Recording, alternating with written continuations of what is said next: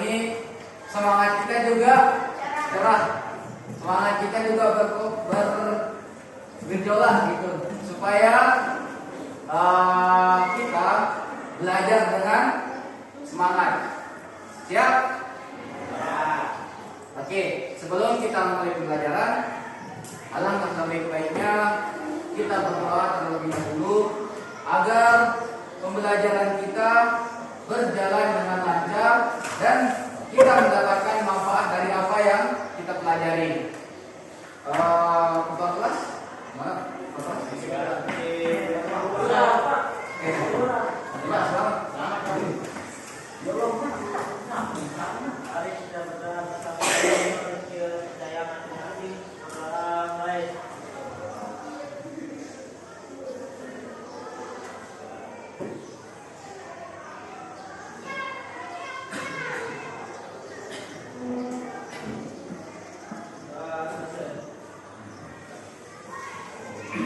Oke, selanjutnya kita absen terlebih dahulu. Dina, kenapa Dina?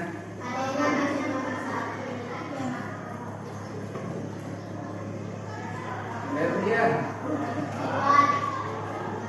Irna,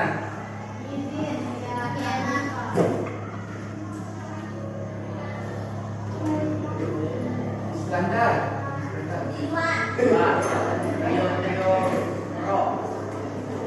Julian,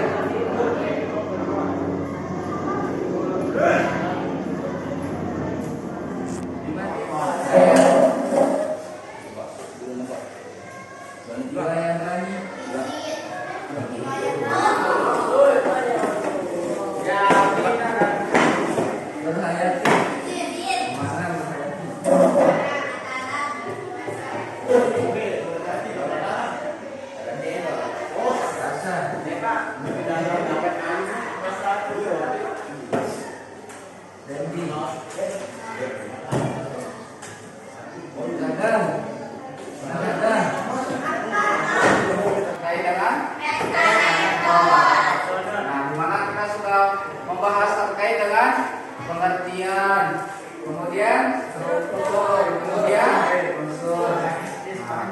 Kemudian juga kita sudah membahas bagaimana langkah-langkah kita membuat rekor.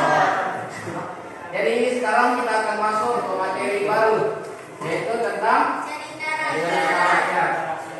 Kira di benak kalian tuh apa yang ada terkait dengan cerita rakyat itu? Cerita kuno. Cerita kuno. Apa lagi? Masa lampau. Itu merupakan cerita rakyat. Cerita rakyat. Yang mana biasanya ceritanya berkisar pada masa lampau. Kemudian terjadi pada zaman dahulu. Nah, itulah yang dinamakan dengan cerita rakyat. Sekarang kita akan melihat contoh. Kita akan menonton sebuah video. Berlangsung Festival Bau Nyali. Festival Bau Nyali adalah acara tradisional suku Sasak untuk menangkap cacing laut. Cacing-cacing laut dalam bahasa Sasak disebut nyali. Nyali ini akan keluar ke pantai tepat pada hari ke-20 setelah purnama di bulan ke-10 menurut kalender suku Sasak. Pantai Kuta Lombok terletak di Kabupaten Lombok Tengah, Provinsi Nusa Tenggara. Memiliki bumi pekerti yang sangat luas. Tujuan dari kedatangan Ananda adalah untuk melamar Putri Mandalika. Jika yang mulia berkenan, Ananda bermaksud menjadikan Putri Mandalika sebagai permaisuri. Sebagai seorang ayah, saya sangat tersanjung jika Mandalika menjadi permaisuri. Namun, untuk masalah ini, saya Ibu hanya bisa mendoakan engkau menjadi suami yang tepat. Putri Mandalika tidak langsung memberi jawaban. Putri Mandalika pun memanggil semua pangeran yang melamarnya ke balai di sana. Putri Mandalika ingin mengenali siapa saja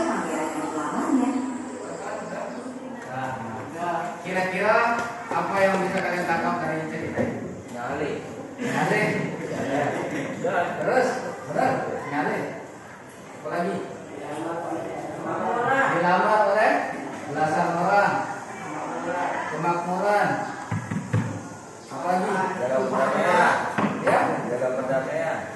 bila perdamaian. Ya, bukan di mana. Terus,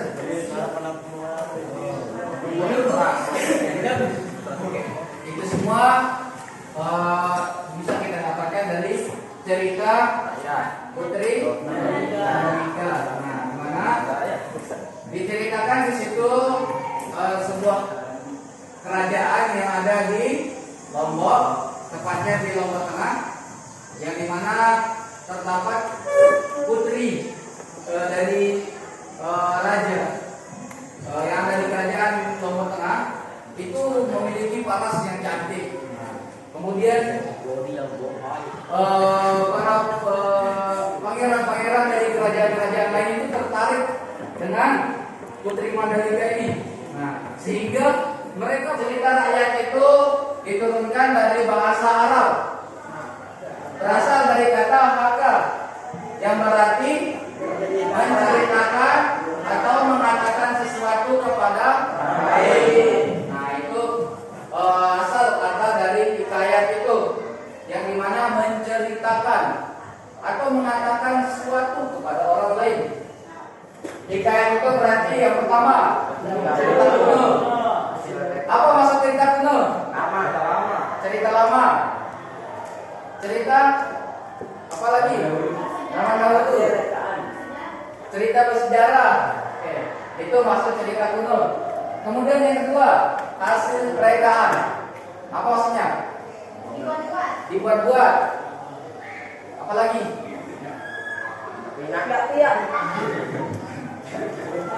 Itu bahasa sasanya.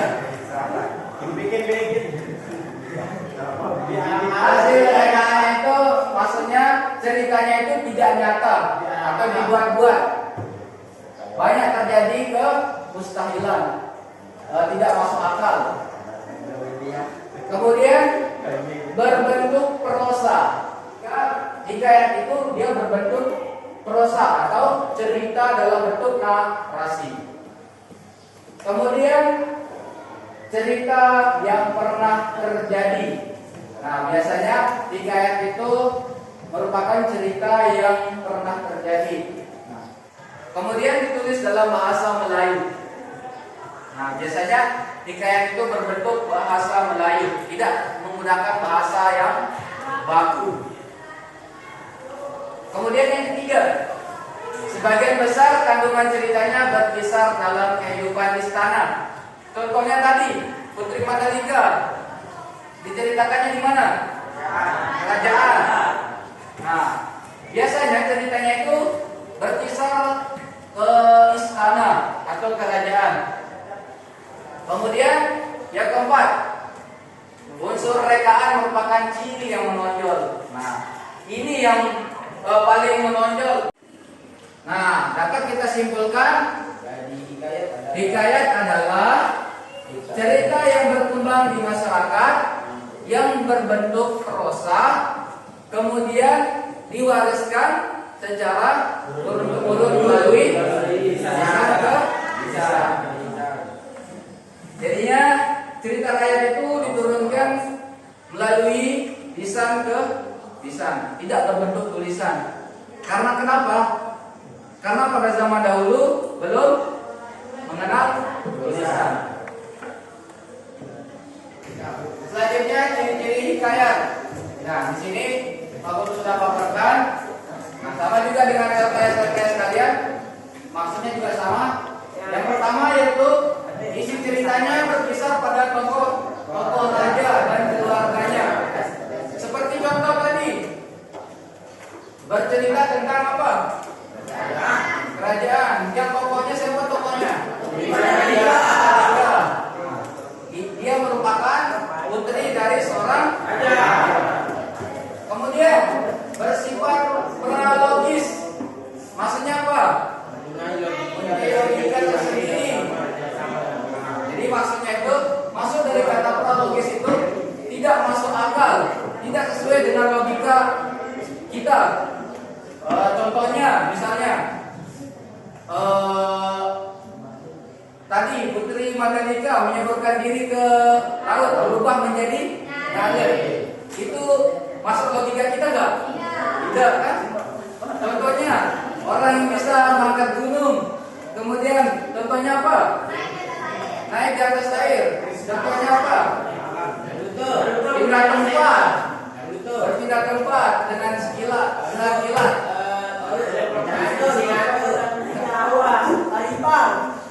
Nah, kemudian yang ketiga, nama pengarang tidak disebutkan atau dikenal dengan anonim.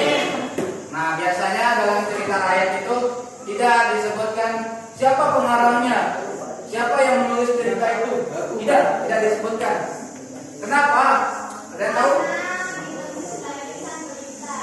Karena diceritakan melalui lisan. Berbeda dengan kalau ditulis melalui tulisan. Misalnya ditulis raja yang bisa jadi raja yang disegani, yang bertanggung jawab, yang disukai oleh rakyatnya. Nah, itu maksudnya tema dari hikayat itu biasanya petualangan. Yang terakhir, pendokohan dalam hikayat bersifat hitam putih. Budaya. Nah, biasanya yang paling mencolok itu adalah nilai budaya, yang dimana cerita rakyat itu mengambil latar suasana atau lingkungan pada zaman dahulu, lengkap dengan segala budayanya. Misalnya budaya Sasak, budaya Minangkabau. Nah, biasanya syarat akan nilai budaya. Kemudian nilai moral. Nah, dalam hikayat itu syarat akan nilai-nilai moral yang terkandung di dalamnya. Banyak ajaran-ajaran yang ingin disampaikan oleh orang-orang tua kita terdahulu melalui cerita rakyat, yang dibuat untuk biasanya untuk membela kebenaran, terus pantang untuk berbohong. Intinya tentang perilaku terpuji. Kemudian yang kelima, nilai estetika. Ya, dimana hikayat itu mengandung keindahan. Sampai di sini ada yang bertanya?